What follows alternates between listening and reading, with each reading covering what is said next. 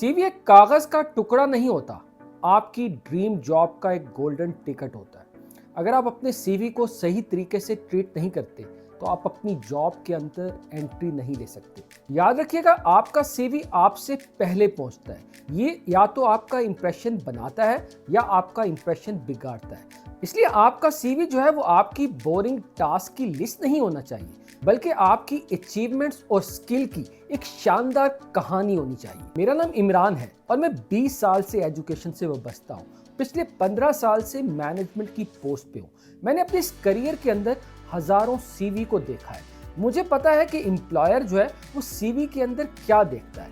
एक रिसर्च ये भी बताती है कि एक एवरेज सीवी को सिर्फ 6 सेकंड देखा जाता है।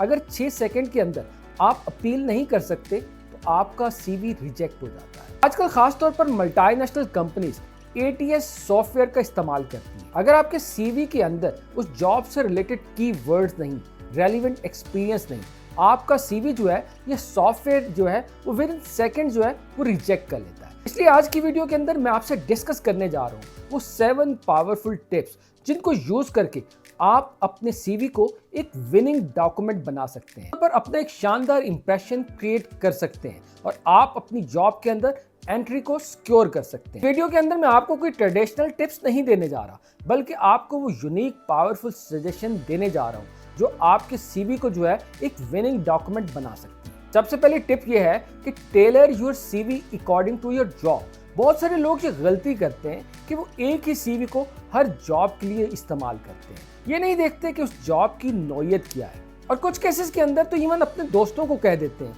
यार मेरा सीवी तो बना देना, मेरा सीवी जो है वो उनको फॉरवर्ड कर देना। इवन वो यहाँ तक नहीं देखते कि वो जिस जॉब के लिए अप्लाई करने जा रहे हैं वो उनकी रिक्वायरमेंट्स क्या है, उनकी स्पेसिफिकेशन क्या है। मिसाल के तौर पर आप जो है वो मार्केटिंग की जॉब को अप्लाई करने जा रहे हैं और आपका सीवी जो है वो आपकी एडमिनिस्ट्रेटिव स्किल को प्रेजेंट कर रहा हो। अगर आपके सीवी के अंदर जॉब रिलेटेड एक्सपीरियंस नहीं होगा तो एम्प्लॉयर उसको फौरन रिजेक्ट कर देगा। उसको लगेगा ये तो मेरे काम का बंदा नहीं। इसलिए जब भी किसी जॉब पे अप्लाई करने लगे तो उसके जॉब से रिलेटेड जॉब डिस्क्रिप्शन को पढ़ें, देखें कि एम्प्लॉयर चाहता क्या है। आपने अपने उस सीवी को जो है वो जॉब डिस्क्रिप्शन के अकॉर्डिंग जो है वो टेलर करें, कस्टमाइज करें।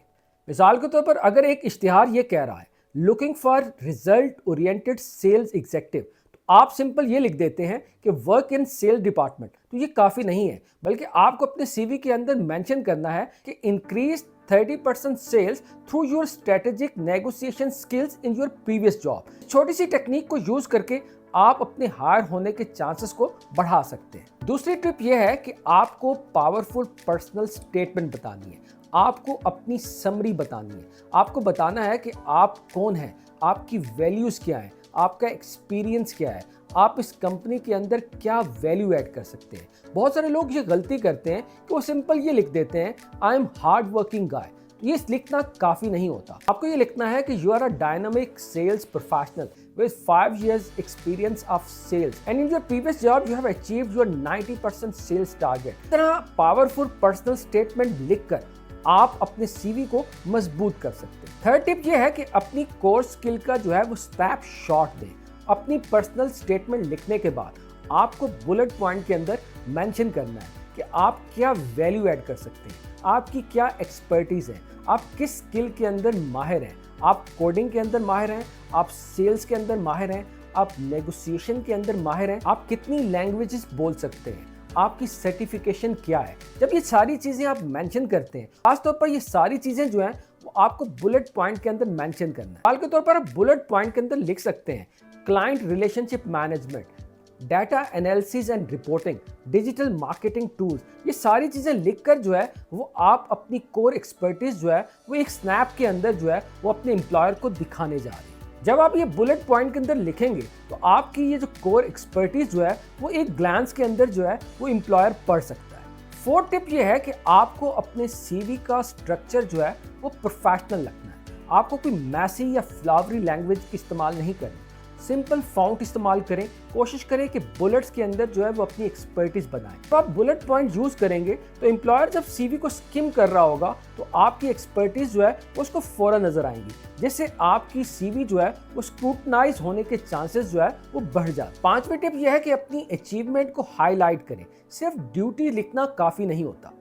सिर्फ अपनी जिम्मेदारियां नहीं गिनवानी, बल्कि आपने एक्शन रिलेटेड वर्ड यूज करने हैं, जैसे लेड, इम्प्रूव। इस तरह जब आप वर्ड यूज करते हैं, आप ये बताने की कोशिश करते हैं कि आपने प्रीवियस ऑर्गेनाइजेशन के अंदर जो है वो क्या इम्पैक्ट क्रिएट किया, आपने कितने लोगों की टीम को लीड किया, आपकी अचीवमेंट्स क्या हैं। ये अचीवमेंट जो है वो सिंगल ग्लैंस के अंदर जब एम्प्लॉयर के सामने आती है तो आपका रिज्यूमे जो है वो और ज़्यादा स्ट्रांग हो जाता है। मिसाल के तौर पर आप लिख सकते हैं कि lead a team of 5 people and increase project efficiency by 20%। Number जरूर मेंशन कर। नंबर्स जो है वो आपकी सक्सेस को क्वांटिफाई कर देते हैं और अटेंशन ग्रैब करने का भी शानदार टूल होता है। तो इसलिए जितने ज़्यादा नंबर्स यूज कर सकते हैं, आपने कितने परसेंट अचीवमेंट हासिल की, कितने परसेंट सेल्स को बढ़ाया, कितने परसेंट टास्क अचीव किए, ये सारे नंबर जो है वो आपकी सीवी को एक पावरफुल टूल बना देते हैं।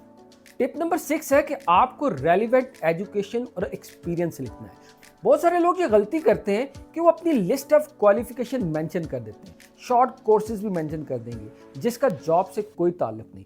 जिस चीज़ का जॉब से कोई ताल्लुक ना हो, उस एक्सपीरियंस को आपने मेंशन नहीं करना। मिसाल के तौर पर अगर आप मार्केटिंग की जॉब को अप्लाई करने जा रहे हैं, तो आपने चाहे एडमिनिस्ट्रेशन के अंदर या टीचिंग के अंदर जितने साल भी काम किया है, तो वो उससे रेलिवेंट नहीं है। कोशिश करें जो जॉब डिस्क्रिप्शन है रिलेटेड अगर आपकी क्वालिफिकेशन है या एक्सपीरियंस है, उसको मेंशन करें। आप फ्रेशर हैं तो आप दौरान तालीम जो है, जो आपने प्रोजेक्ट्स किए हैं, जो आपने इंटर्नशिप की है, जो आपने असाइनमेंट्स किए हैं, उनको मेंशन कर सकते हैं। सातवीं टिप यह है कि इंटरेस्ट सिर्फ तब लिखें जब वो उस जॉब के अंदर वैल्यू ऐड कर सके। हॉबीज या इंटरेस्ट तभी लिखें जब वो आपकी पर्सनैलिटी और जॉब से रिलेटेड हो सकता है कि अगर आप राइटर के लिए अप्लाई करने जा रहे हैं, तब आप मेंशन कर सकते हैं कि आप जो है वो ब्लॉग राइटिंग करते हैं, आप जो है वो बुक पढ़ते हैं। लेकिन अगर आप किसी ऐसी जॉब के लिए अप्लाई करने जा रहे हैं जहां उस हॉबी का कोई ताल्लुक नहीं, तो ऐसी हॉबी को लिखने की ज़रूरत नहीं।